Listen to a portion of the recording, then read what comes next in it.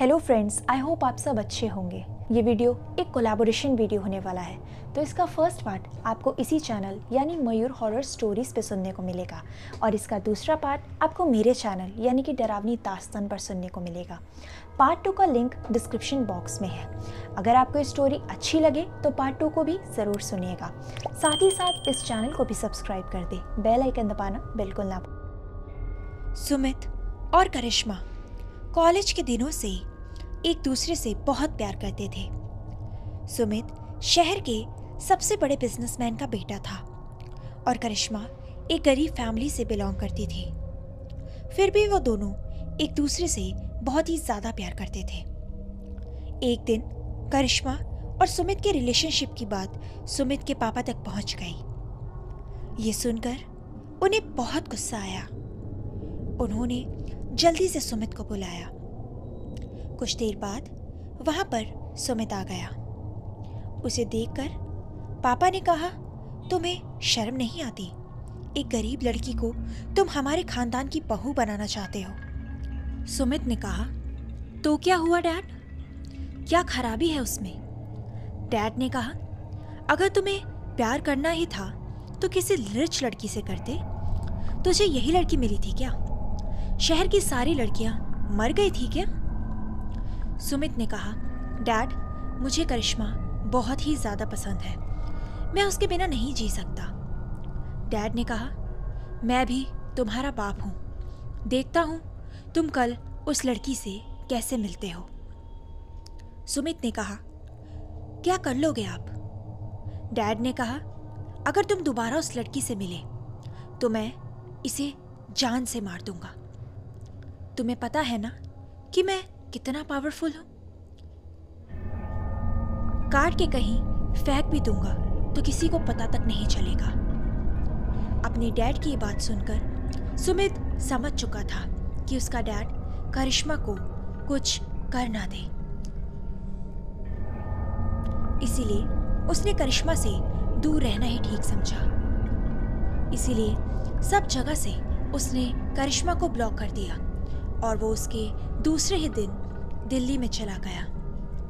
3 दिन बाद करिश्मा 3 दिनों से कॉलेज में सुमित का इंतजार कर रही थी, लेकिन उसे पता ही नहीं चल रहा था कि आखिर सुमित गया कहाँ। वो उसे कॉल या टेक्स्ट कुछ भी नहीं कर सकती थी। उसके 2 दिन बाद करिश्मा सुमित के घर चली गई। वहां जाकर देखा तो सामने सुमित के डैड खड़े थे। उन्हें देखकर करिश्मा ने कहा, अंकल, सुमित कहाँ है? डैड ने कहा, वो दिल्ली चला गया है। करिश्मा ने कहा, लेकिन उसने मुझे जाने से पहले एक बार भी क्यों नहीं बताया? डैड ने कहा, तुम उसकी क्या लगती हो? दोस्त हो, दोस्त की तरह रहो। करिश्मा ने कहा, लेकिन अंकल, हम एक दूसरे से प्यार करते हैं। इस पर डैड ने हंसते हुए कहा, और तुमसे प्यार? तुमने सोचा भी कैसे कि तुम्हारे जैसी भिखारी लड़की से मेरा लड़का प्यार कर सकता है? करिश्मा ने रोते हुए कहा, प्लीज अंकल, आप हमारे रिश्ते को गाली मत दो। डैड ने कहा, वो मेरा बेटा है और मैं जानता हूं उसे। तुम्हारी जैसी लड़कियों से वो सिर्फ बेडरूम तक ही रिश्ता रखता है। एक बार किसी लड़की से उसका मन भर गया तो वो दोबारा उसे कभी मुड़ के नहीं देखता। इस पर करिश्मा ने कहा, प्लीज अंकल, भगवान के लिए ऐसा मत बोलो। डैड ने कहा, मैं बोलूंगा। तुम सिर्फ उसके लिए एक यूज एंड थ्रो का प्रोडक्ट हो। उसने तुम्हें यूज किया और फिर थ्रो किया। करिश्मा चुपचाप रोते हुए सुमित के पापा की बात सुन रही थी। डैड ने आगे कहा, उसने तुम्हारे साथ कोई प्यार नहीं किया, बस टाइम पास किया। करिश्मा ने कहा, प्लीज बस कीजिए अंकल। डैड ने कहा, तुम बार बार मुझे अंकल क्यों कह रही हो? अपनी लिमिट्स में रहो। जस्ट कॉल मी सर ओनली। अब चलो, निकलो मेरे घर से। उसके बाद करिश्मा बहुत बेइज्जत होके सुमित के घर से वापस चली गई। बार बार उसके कान में सुमित के डैड की आवाजें गूंज रही थी। करिश्मा अपनी बेइज्जती सहन नहीं कर पाई और उसने अपनी जान ले ली। उसने सुसाइड कर लिया। 1 साल बाद सुमित के पापा ने उसकी शादी जबरदस्ती अपने एक दोस्त की लड़की स्वाति से करवाई थी।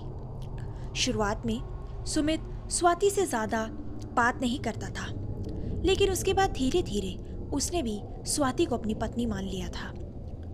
उनकी सुमित की मैरिड लाइफ में सब कुछ ठीक ही चल रहा था, लेकिन एक रात स्वाति अपने घर के बाहर टहल रही थी, लेकिन तभी अचानक से उसे धीरे से कोई आवाजें आने लगी।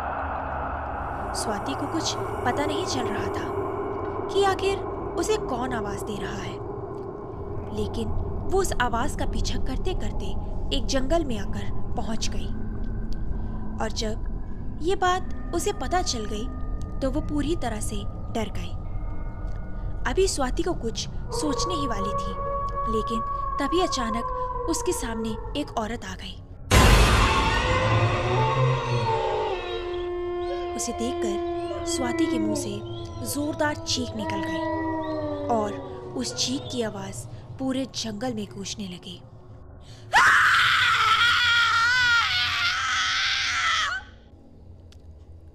तो दोस्तों, अगर आपको ये कहानी पसंद आ रही है तो वीडियो लाइक करें और चैनल को सब्सक्राइब ज़रूर कर लें। इसके सेकंड पार्ट का लिंक डिस्क्रिप्शन में है, या फिर स्क्रीन पर तो बिल्कुल नज़र आ ही रहा होगा। सो सेकंड पार्ट देखना बिल्कुल ना भूलें।